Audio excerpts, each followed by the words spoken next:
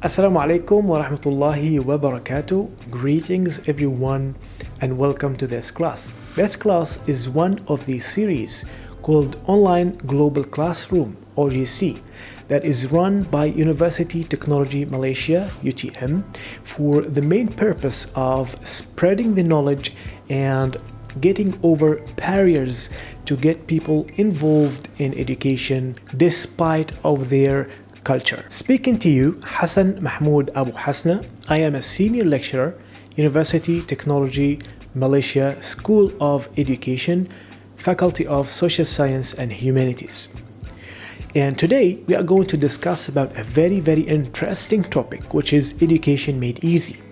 And what do we mean actually by that is how technology get us the chance to enhance and made teaching and learning process more easier over the past, let's say, 100 years. In this class, we are going to discuss about technology as a tool or as an instructor or as a medium in the class. How does technology works? What different types of technology that we can use as a teacher? For example, 3D printing, virtual reality, augmented reality, and so on.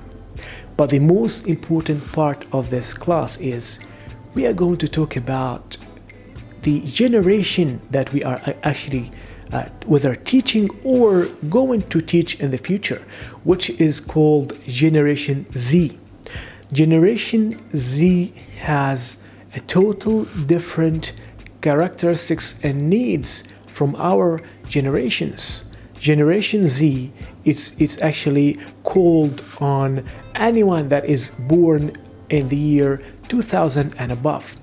They have different needs, they have different characteristics that we need to actually be aware of. Nowadays, you can see babies with 1 year old, they are swiping right and left in their smartphone. They have been born literally with smartphone with their hands.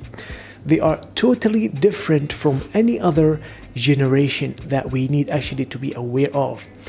In our generations, what we called innovation, it's not innovation in their perspective anymore. For example, Uber.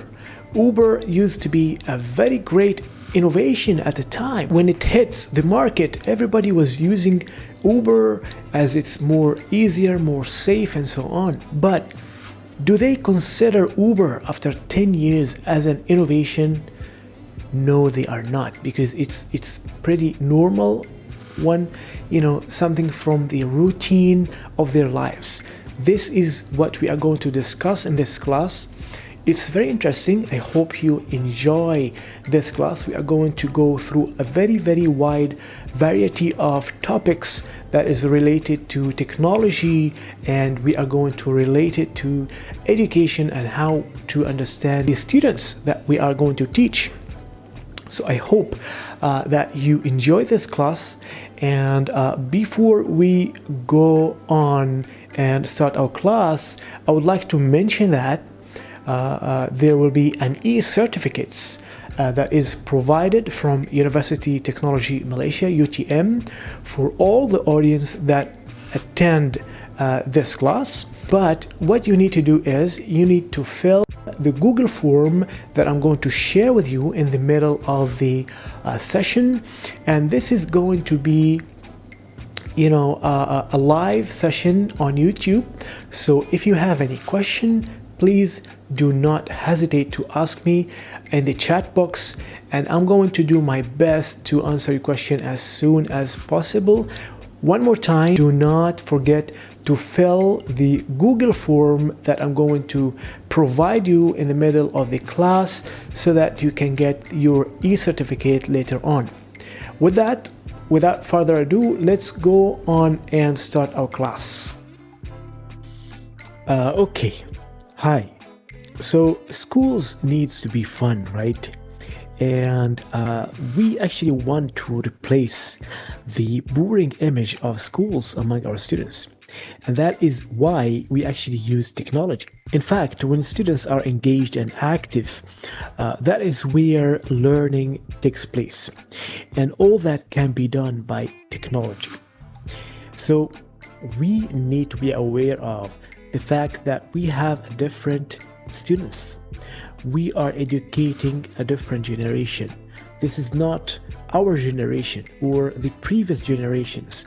This is a brand new generation, and it's called Generation Z. They have a different characteristics, they have a different needs, and so on. And we are going to talk about that in details in the second part of this class. So if we actually want to reach our students, we need not only use technology, we need to master technology because they are masters by themselves. And what is so different about this Generation Z, that they have literally been born with smartphones in their hands. They have been using technology since day one on this planet. So this is totally different from any generation, even the millennial generation, where get the chance to use technology in their maybe first or second grade. No, this is a brand new generation that have been born with technology all over the way.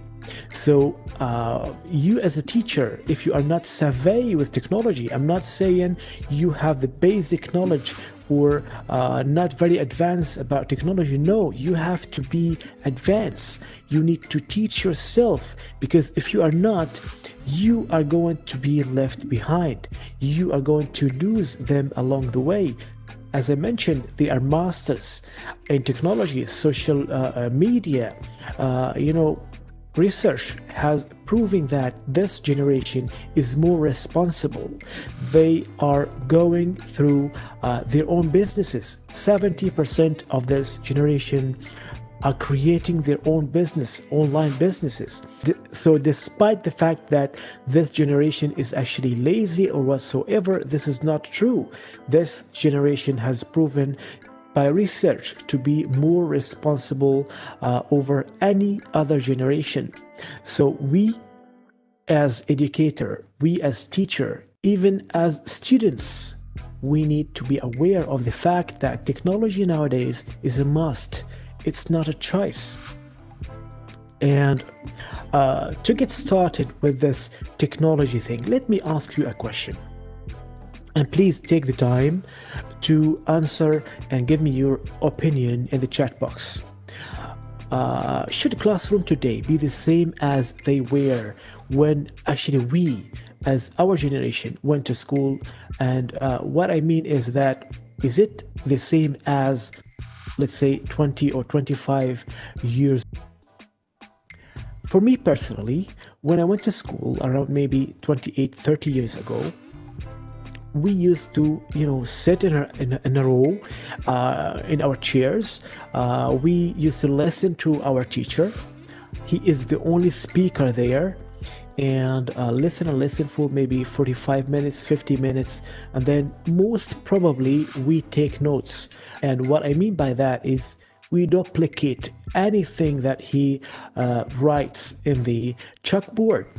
So this is the traditional imagination of education in our head, and we actually standardized this traditional way of education. If it's not this way, then this is not education, and this is totally wrong. And if you believe so, please do watch this session with me. Okay, now this was 30 years ago. What about 100 years ago? If I ask you the same question, what do you think about education? How was it done like 100 years ago? Students used to sit in a row. The teacher is the only one speaking, and most of the time, students will take notes. Bottom of the line, education for, let's say, the past 100 years.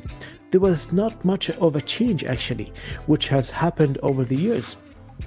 However, everything else in our society is totally different. Nothing is actually the same. Only education is. Why is that? 30 years, 100 years, and nowadays, education is almost the same.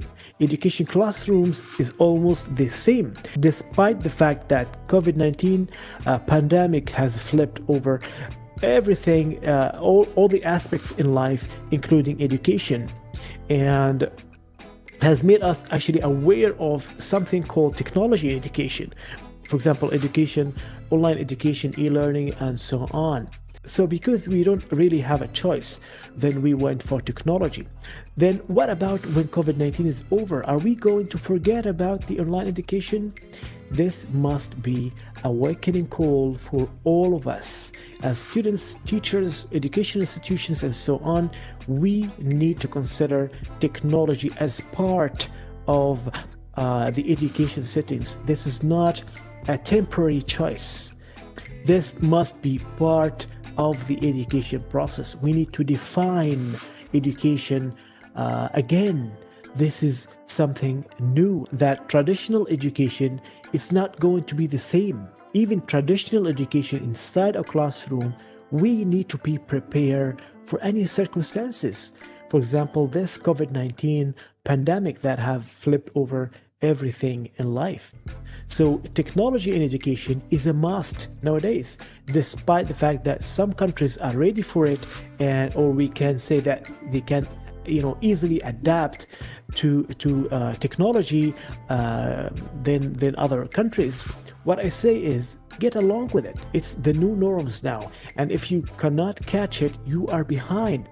So you as a teacher or a facilitator or a student as well, get along with technology, be friend with technology. This is the new norm that you need to get used to it. And if you are not, you are left behind, because everybody nowadays are using technology. And that is why we made education easy.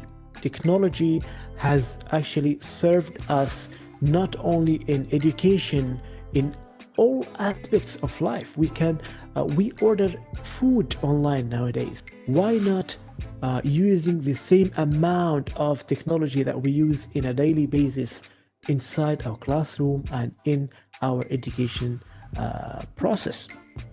So let me ask you a question. Why do we actually refuse technology? Is it scary? I guess yes, many people in our society are literally scared to apply technology in education. And that is for the fact that we have standardized the definition of education or the process of education. Teachers talks, students listen, and then go for the exam and then get the highest mark as you can. This is education for us. This is not education, and this is not the correct way of education. We need to prepare our students for totally different jobs that we actually don't know. We don't know what jobs they are going to work in the future. We actually don't know the nature of these jobs. Based on that, we have to update our education definition accordingly. Everything in our society is changing, but education, and that is why we need to stop and rethink about the whole definition of education. Now let me ask you a question. Should education technology be fun in the classrooms? Is it only for being fun and being active and being encouraged inside our classroom? Well, back when I was, I think in the secondary school, early in maybe 2000, we had computer lab class, and we had it like maybe once or twice a month, and we used to be very, very excited. Wow, today we have a computer lab. And we used to be very excited that we are going actually to the computer lab. Yes, it's fun, but it's not enough. It was very exciting. It was wow for us because we did not have computers in our houses back then. This is something new for us. Now, I'm sure that all of us have smartphones in their hands, maybe right now at this moment. So, how many of us have, woke up every day very excited? Wow, I have a smartphone. I can record, I can text, I can see YouTube videos in my phone. Nobody, because it's a routine, right? It's not innovation anymore. So technology used to be fun when we use it. And your smartphone now is not fun, but you are exciting maybe when you browse Facebook or Instagram. So whatever you are doing using your phone is exciting for you. And this is what I want you to understand. So this is the bottom of the line. Nowadays, technology is part of our lives. Like it or not, it's the truth. And, sometimes my son teaches me how to play games in his iPad, and he is like 5 years old. So why not relate this fact to our classrooms, in our education process? It's our job as teachers or facilitators to get familiar. Not only that, but, as I mentioned, to master technology. If you are not, then you are going to be left behind. We are teaching a different generation, a generation that has been using technology since day one. And this is what I'm going to talk about next in this slides. I'm going to talk about Generation Z.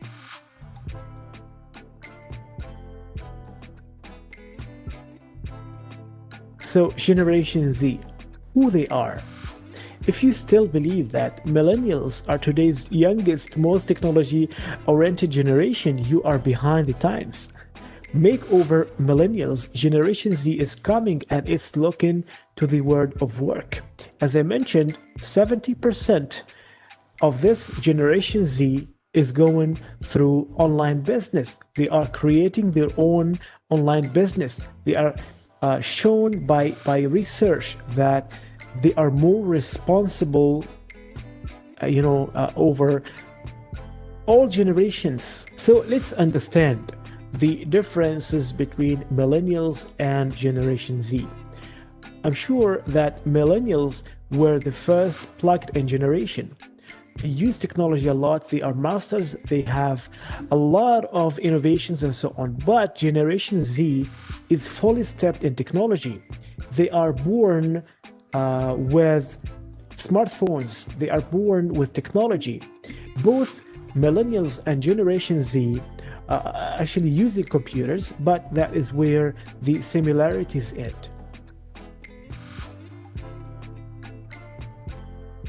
And so what is actually the definition of Generation Z? Generation Z is anyone that is born after 1995. So this generation differs from millennials in that they have been actually surrounded by technology from birth. While most millennials are tech savvy, but still had to learn how to use things, how to use technologies as we actually do nowadays. We are seeking to learn, but Generation Z, they are familiar since their childhood. Okay, for instance, may still be tempted to describe technology as a new and exciting opportunity, the millennials, while Generation Z is not new or exciting at all. It's simple fact of life. It's the routine of life. And as I mentioned, many innovations that millennials consider as innovation at their times, it's not innovations anymore in Generation Z perspective, because it's a part of their life. This is a fact of their lives. So social media affect and define the relationships of Generation Z at a deeper level, and even their platform, preferences speak of generation shift. So Generation Z is more concerned about online security. They prefer to post, story that will not be online forever. for temporary time. And this is one of the facts about this generation. And they are more selective about who they share the information with. They have a high level of securities among millennials comparing to the habits of millennials. So there has been a drop in the use of Facebook and a rise in the use of Snapchat and Instagram, for example. This is one of the characteristics of this generation. So social media is not an addition to friendships and family relationships. It is an essential part of them. But at the same time, internet safety campaigns are finally beginning to take root. So, as a conclusion, social media is not an addition to friendships and family relationships among Generation Z. It is, in fact, an essential part of them. But at the same time, internet safety are very required among this generation. So they do care about security and security matters, and they are very selective when sharing information among others, comparing to millennials. On the other hand, millennials who wants to keep in touch with distant loved ones might pick up the phone first and then turn to social media second. Generation Z kids will grab their smartphone and update them on their lives with a snap without even a second thought. So millennials prefer to call, and then if the one that they call is not available, then they can leave maybe a message on Facebook or so. But Generation Z just grab their phones and update their snap or whatever videos or whatever to their beloved ones. So in the lives of Generation Z, technology actually more pervasive than ever. And adapting to the classroom of their expectations and needs is the next logical step. We need to be aware of the way that they love. What is the way that they prefer of teaching? They have different perspective of things, even in social media, and even in communicating with each other and communicating with their families and so on. As we mentioned, they prefer social media among calling their mom and dads. They would actually grab their handphone and snap a snap for their family. Now let's ask the most important question in this session, which is, how do we actually teach Generation Z?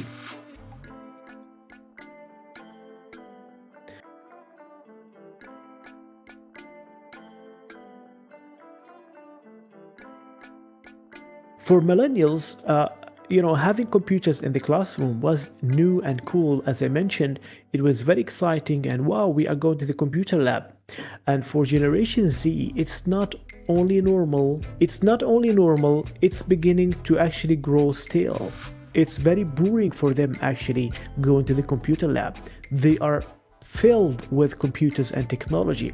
So ask a millennial to describe what their schools was like, and they will talk about the traditional classroom with the addition of some technology, and how they were very, very excited about this technology in their classrooms that teachers were often ill prepared to use. But ask the same question to the Generation Z kids, and they will paint a picture of classroom where physical and digital are no longer separate. Now I want you to ask the same question to Generation Z kids, and they will paint a picture of classroom where physical and digital are no longer separate. Fully interactive phygital space, which is the term of physical and digital at the same time. Now learning styles have changed a lot over the years, where millennials were just beginning to move on from books to the web and struggling to find a balance between the two words, while often contending with teachers who looked at research engines with suspicion and relying primarily on textbook and lectures. For millennials, while Generation Z will not learn and effectively from sitting at their desk reading or listening, this is not going to work with them. It may be in part because the attention span of Generation Z has been estimated to be even shorter. This is one more factor that we need to consider here. The attention of the Generation Z period of attention is going to be shorter than millennials and different generation. Okay, but they have a marked preference for learning visually through instructional videos or by acquiring hands-on experience, such as conducting experience or whenever possible using virtual reality. So this is a different perspective of education now. We are fully utilizing education to get this generation attention. Now, the average millennial also has, a greater aptitude for seeking out information instead, of, waiting for it to pop up. While Generation Z has grown up immersed in a world where information bombards from all directions, and you can expect it to be delivered to you, in a personalized way and with no effort. So personalized is actually the great keyword of Gen Z learning. So they can expect the information to be delivered to actually them in a personalized way and with no effort. So personalized is the great keyword of Gen Z learning. For example, as we can actually relate to this, previously we used to actually look for the information, search a lot for maybe a learning style or teaching style, but nowadays you provide everything for this generation, while on the other hand, this generation, everything is actually available to them, but they don't have the desire to actually start learning. While millennials were still trained to accept a school setting where everyone had to learn at the same space, Generation Z has a more collaborative approach where everyone's inputs matters and they can actually set their own speed, which may be actually faster than ever. So there's actually advantages and disadvantages, and that is why once again, this generation has totally different characteristics from any different generation. Even millennials, they are very close to each other, but they have different characteristics, different needs, and different, perspective of everything in life, including education. And that is why we need to be aware of this generation and what is the best way to teach them.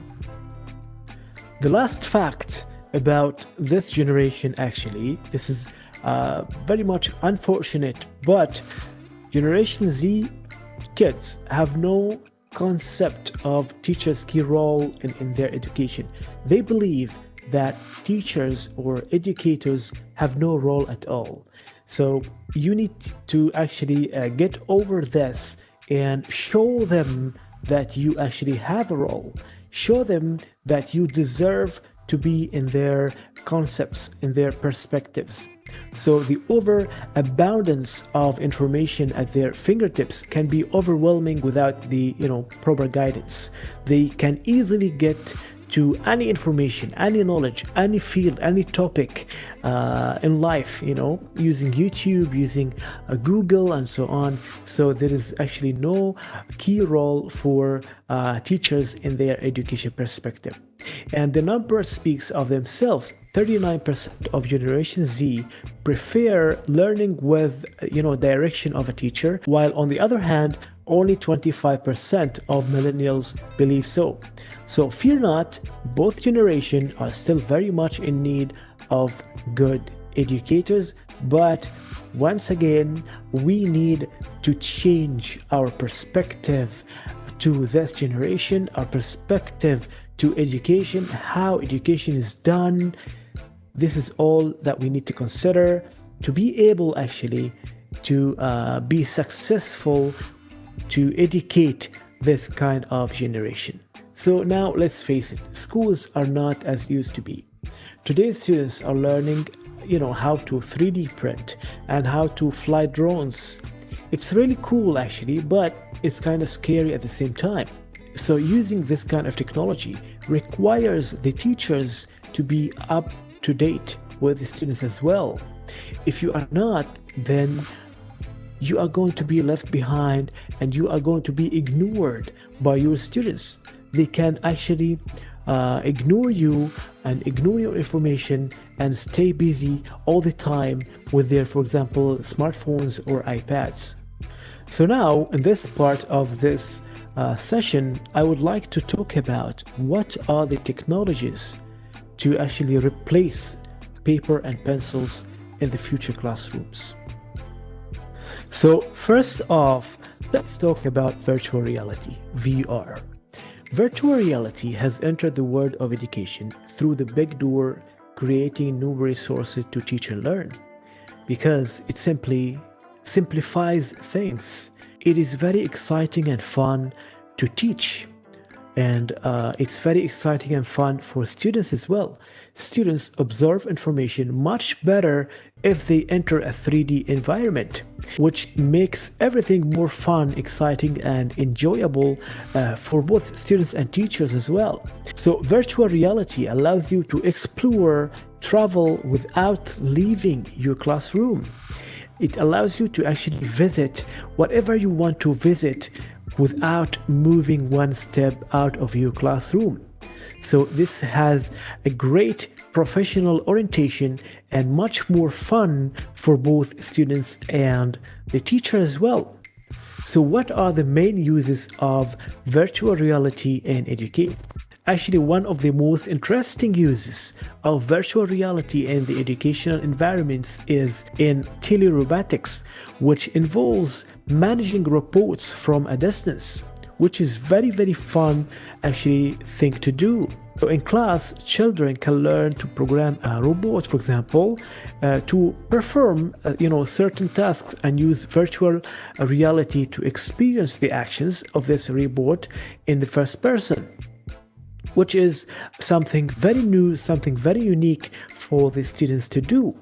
And students can actually witness what happened in history. They can live the moment as the first person, so which goes deep into the human body and experience new learning experiences from different point of view. This is all could happen using VR, virtual reality, and they will see everything much better than through explanations and images.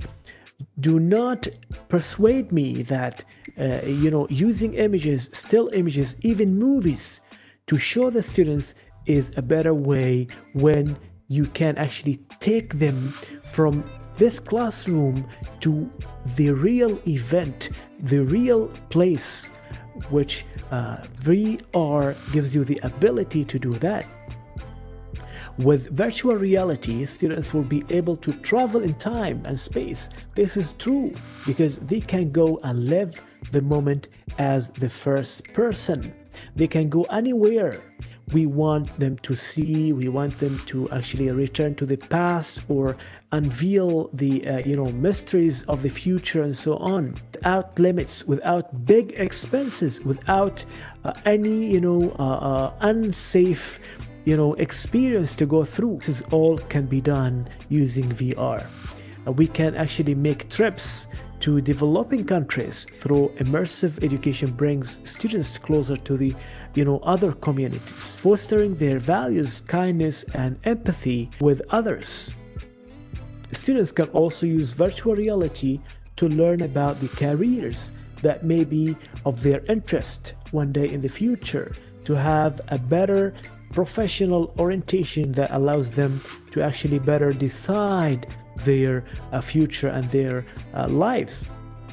So being able to visualize what they are learning from a different point of view in a 3 dimensions view allows them to better enjoy the learning time. It's more fun for the students actually to have. In order for that to be possible, many education applications have been created that can actually immerse us in a new world inside our classroom. The best of all is that there is so much to discover and create that we will soon learn new applications of VR in education, and they will be very exciting. So virtual reality is an extremely good and beneficial tool that we can use in our classroom to make our education settings more easy and more fun, exciting, enjoyable. Next, we have the 3D printing works. First of all, 3D printing works by starting with a digital model in a 3D CAD, which is computer aided design. So we actually design whatever shape that we want to create, and then we print this object or tool in a 3D shape. So the object is actually scanned, or an existing scan of an object is used, which is processed by a piece of software known as a slicer, and then this slicer converts this model into a series of thin two-dimensional layers and then produces a file with instructions, G-code, tailored to the specific type of 3D printer. This is the whole process of 3D printing. And the type of 3D printer most often found in classroom is called FDM, Fused Deposition Modeling, such as MakerBot Replicator. The 3D printer actually applies the required combination of raw materials, for example, plastic, metal, rubber, and so on, and then builds the object by adding one layer at a time, 2D layer by 2D layer, until it's completely designed and finished according to the design criteria from the original CAD file. So for the 3D printing used in education, what is actually the use of 3D printing in education? It's a matter of bringing objects out of the computer screen into real physical world. We can easily print whatever we want to print and show to our students. So here are just a few examples of how schools and students can use a 3D printer in the classroom. First, we have the history students that can print out the historical artifacts to examine. And then we have, for example, graphic design students that can print out 3D versions of their artwork. And then the geography students can print out, topography or demographic or population maps and so on. And for the chemistry students, they can actually print out 3D models of molecules, for example. And then for biology students, they can actually print out cells, viruses, organs, and so on. Math students as well can print out 3D models of problems to solve. So there are actually some of the ways 3D printing technology is bridging the gap between the physical and the digital worlds, which simply by finding what you need on the screen, then printing it out into existence. This is one of a kind innovation that could help a lot, not only in education but all life aspects. Well, nowadays 3D printers is becoming more and more affordable, so they are no longer just another technological gadget for students to play with, but are now an important and useful education tool. They actually could make both teaching and learning better. And 3D printing is one tool that helps students conceptualize and visualize their designs as they develop their work from the development stages of a sketch to the final project. And what I like to share with you is the 5 major benefits of 3D printing in education. From the perspective of growth and development, future designers, engineers, and artists all will have been students who have been impacted by 3D printing. So consider these 5 major benefits of 3D printing impact on education. Creates excitement. 3D printing offers students the ability to experience their projects from the model stage to the actual physical model, which creates both excitement and a better understanding of the design process as they gain, hands-on experience from the conception to creation. In addition to that, the individual features are seen more clearly as the students build their own project, step by step. So the excitement also it's along the way also stems from the ability to explore details in reality, not just on screen or a textbook. But 3D printing also brings the word of theory to the physical world, where students actually can see and touch, opening up new possibilities for learning and activities. Second, it complements the curriculum. So no matter what curriculum is being used, 3D printing can help students and teachers work better. Despite the type or the topic, 3D printing elevates students from being only passive consumers of information on a screen with no thought given to productivity. Unlike conventional classrooms where students are easily bored, easily tired, distracted, and they become active and engaged participants through the conception, design, execution of their projects and so on, and more interacting with the 3D printer and the teacher as well. Then 3D printing gives access to knowledge previously unavailable, because most of the 3D printers nowadays are pre-assembled and plug and play. It is actually fun, cutting edge technology for students to learn. Students learn that is perfectly acceptable to fail on the first try and then try again to actually improve their work and so on.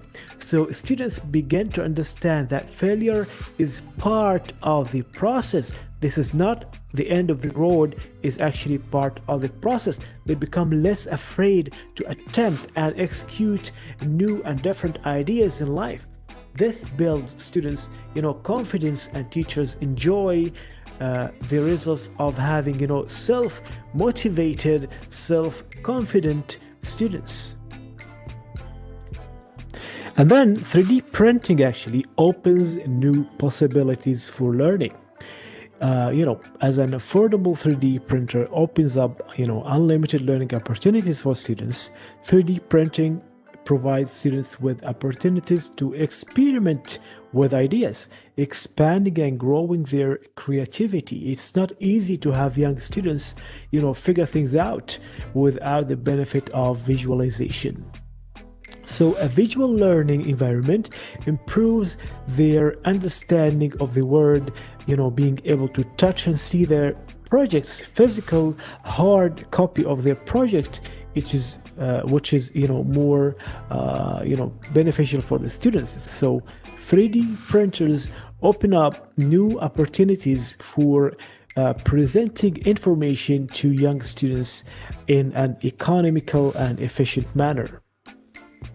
And then finally, 3D printers promotes problem-solving skills, which is 3D printers provides a variety of learning experiences for students. They need to learn how different 3D printers work and how to operate them, and how to actually troubleshoot and solve problems if there's any. And this is actually an art in which many students do not get to engage during the course of their normal studies. By learning how to troubleshoot and solve 3D printer problems, if there's any, students actually learn to practice persistence and endurance in overcoming difficulties, which can translate to helping students solve their own problems in their life as well. So feeding students creativity skills can help develop a passion for original thinking and creativity, which can later be applied in business. So 3D printing promotes students' achievements and also prepares them for a college education. They develop the confidence that allows them actually to pursue challenging courses such as, in those STEAM fields and so on. So as students explore and grow their imagination, it cultivates innovation, where the students create their own unique 3D project that actually can help train others as well as solve problems. So As a conclusion, 3D printers are very useful devices in the future of education that we need to consider, which makes it possible for every student to dream bigger and achieve more. Then the next technology for education that made education more easier in this era, which is cloud technology. Remember back then, those days when we used to carry a lot of books, every day going to schools. Well, now we have something called cloud technology. Cloud technology helps students, teachers, and administrators to make the whole process of education much more easier, where the students can access to homework wherever they are. But the only thing they need is the internet connection, and you are good to go. Teachers instantly upload learning materials, and administrators easily collaborate with one another to save money on data storage. So everything nowadays is available online. Test meetings, interviews, you can even buy food online. So cloud computing allows students to instantly access and store homework, test, quizzes, whatever they want to do, and then back up any data they need to save in their computer later on. So cloud computing, it's a big deal in cost saving, time saving. Without actually cloud computing, we would not be able to overcome the education problem that happens during the COVID-19 thing. So cloud computing is a very useful tool that we actually need to implement more in our education process to make the whole process of education more easy. Now we have this very unique technology in education, which is biometrics. With such a technology, the biometrics gives you the ability to use your fingerprint scanning, or to actually borrow a whole library of books. And at the same time, teacher and students are fully engaged. Teachers can tell if there is actually any students they are not focused in the online learning session, for example. Teachers nowadays can tell where students who are not concentrating during online classes using eye scanning technology. Can you believe that this is actually one of the most unique and beneficial technology that I have ever heard of that we can actually implement in our education sessions. And biometrics actually help us to understand the student engagement. As I mentioned earlier, with the biosensors like infrared cameras are used to keep the track of the students, to identify the behavior problems. These cameras actually identify body language as well and eye contact to show how they react to the classroom material and actions from peers. This data will help teachers and instructors see when students are likely to actually lose interest or get into trouble, or so that they can actually avoid distractions in the classroom to get the students more engaged. And they can actually improve educational strategies, implement new technologies, and use new assessment tools to enhance the learning process. Biometric study helps educators carry on their teaching plans while minimizing cheating and security breaches. Moreover, biometrics assist in verifying online learning identities using facial recognition features, eye scanning, and so on, which makes online teaching and learning more accessible, more secure, and verified. So the students can take their tests at their own convenience place, but they could be actually exposed if there's anything wrong with it. as an option that can make education more accessible for students who live in remote areas or suffer from, any disaster, for example, this COVID-19 nowadays. And also, it provides an affordable alternative to learners who cannot move to other places in order to get their, academic degrees and so on.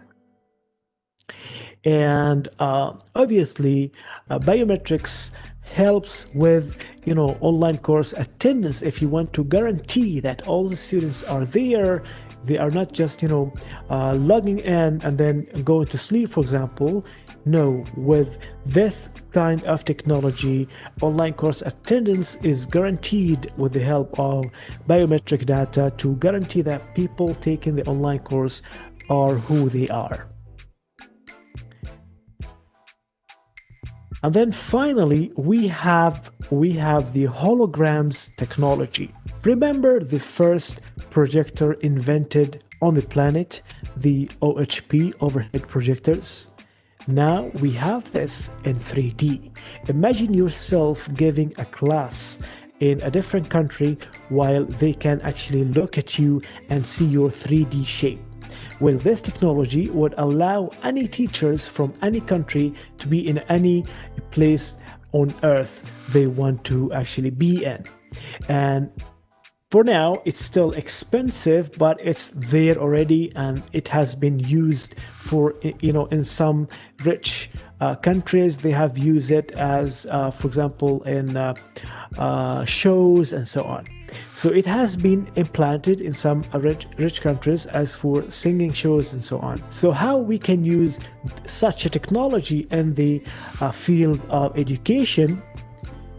The hologram technology is very important. This is actually the reason is that students can actually view the concepts that are taught and visualized during the class, which will help them to clarify the concepts in a better manner and will enhance the way students actually learn.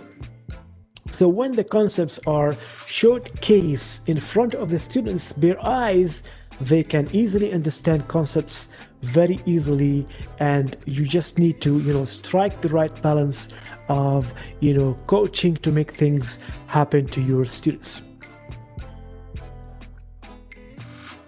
So how this technology actually can help, and for example, exam preparation.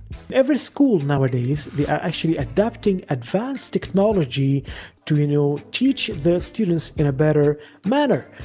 This gap between the learning system of the past and the current one is and will get reduced to a great extent.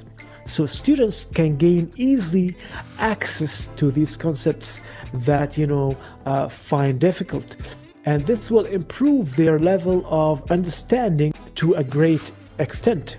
You will only have to focus on the right set of hologram technology in order for you to use this technology for your students' benefits in a suitable way.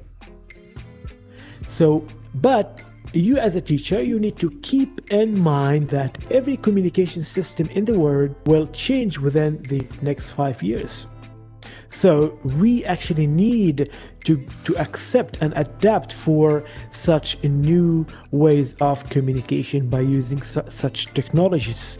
So this technology actually will ensure more transparency in the ways you exchange information. And as far as the field of education is concerned, the revolution is coming too. So students are getting more interest in the new mode of learning, for example. So this whole approach to new technology will help them, remembering the concepts they learn easily, although only if a right technology updated platform is being used. So the whole approach of new technology will help them remembering the concepts they learn easily. So using such technologies, as we mentioned in this session, it has become clear that how this technology can and most probably will change the life of billions of people in this near future. So in this session, we actually discussed about technology, how we actually define or must define education technology. We have talked about the Generation Z and what is actually the differences and characteristics and their needs, and how we define Generation Z. What is the Generation Z, and what are the differences between, for example, Generation Z and Millennials, for example, because they both, almost the same era with the same, technology and so on. But we need to consider that there has, been a lot of changes between these two generations. And for that, we need to change our perspective on education based on their characteristics, their needs, and whatever we need to consider. And then we have discussed about the most, unique and beneficial technologies that is going to help us to make the education process more easy, and at the same time, it's going to actually help us to understand the future of education. So with that being said, this is everything that we need to discuss for today. I hope that you really enjoyed this session, and I may leave you with some videos to explore about education technology and what are the some of the best technologies in the field of education, so that you get to know more about these technologies. One more time, thank you very much for attending this session, and please do not forget to fill in the Google form so that you can get an e-certificate at the end of this session. That's all for today. Wish you a very good time, and please stay safe, everyone. Take care. Wassalamu alaikum wa rahmatullahi wa barakatuh.